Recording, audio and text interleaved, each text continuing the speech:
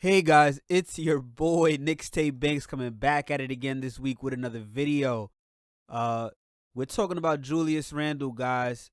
Vote my man into the All-Star game. Look, I was hard on him last season, as pretty much every Knicks fan was, but we know this man is killing it. We know he's carrying our team.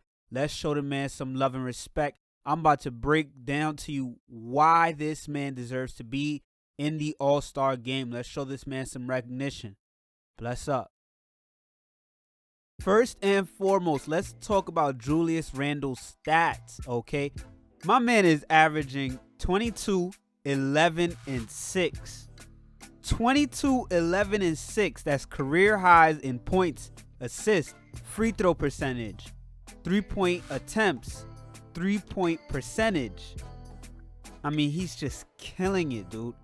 That leaves him in the top 20 in the league in field goals made, 2-point field goals made, free throws made, and attempted, defensive rebounds and total rebounds, assists, total points, and rebounds per game. All right. He's top 20 in the league in all those stats. Some of them he's in the top 10. Some of them, one or two of them, he's the leader. That man is having an effect in pretty much damn near every way possible. He's a top 20 player as far as all those stats go in the league right now. And that's pretty impressive considering that the All-Star game has what's supposed to be the top, top 20 or like top 30 players in the league basically. So aside from stat, let's look at his effect. Okay. First of all, we know he's putting pressure on the defense. He's shooting in the top 20 as far as 2-point field goals made, meaning he's forcing the defense to retreat. He's also putting pressure on the defense with his facilitating ability because he is top 20 in the league in assists.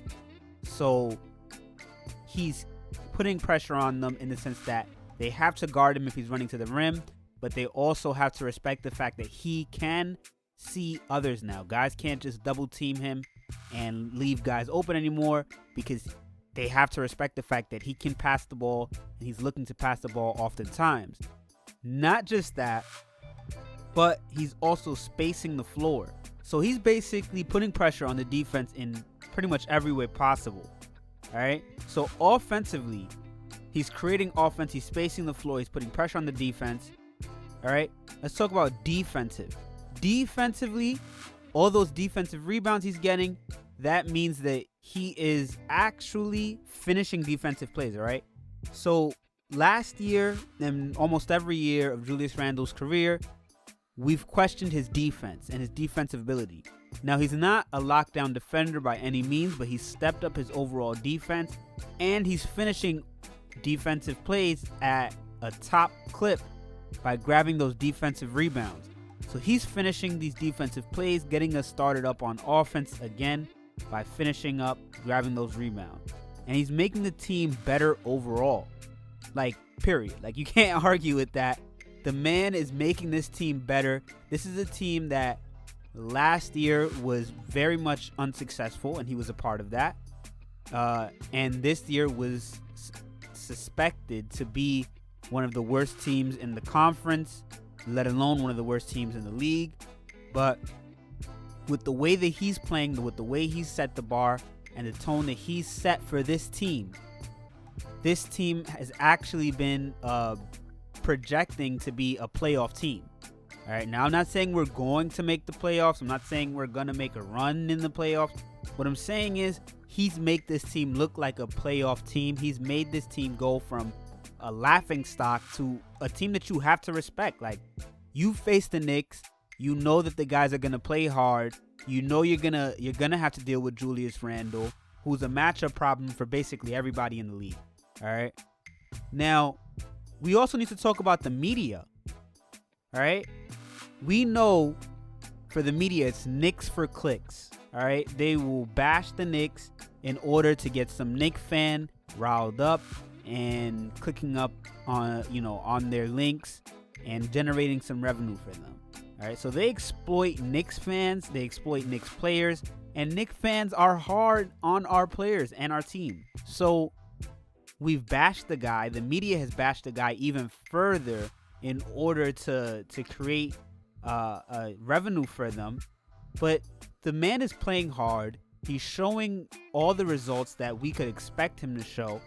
And I think as Knicks fans, we need to stand up for him and say, hey, look, he's been bashed ridiculously last season, and he stood up to the plate. He dealt with the situation. Right now, we stand behind him.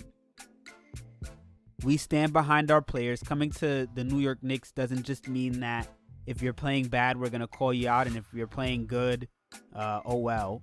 No, we need to show that, okay, yeah, he got called out, and in a lot of ways he deserved, being called out. But when he stepped up to the plate, we made sure to back him up as a fan base. So let's make sure that these media outlets put some respect on our boy's name, because that's putting respect on the Knicks name and making us a more desirable place for future free agencies. How we treat Julius Randle is going to reflect to potential free agents or draftees. This is what the Knicks organization is like. This is what dealing with the Knicks media and the Knicks fan base is like. All right? Julius just deserves it. He just deserves it. He goes out there, he plays like a pro, he speaks like a pro, he gets, the results that he can get.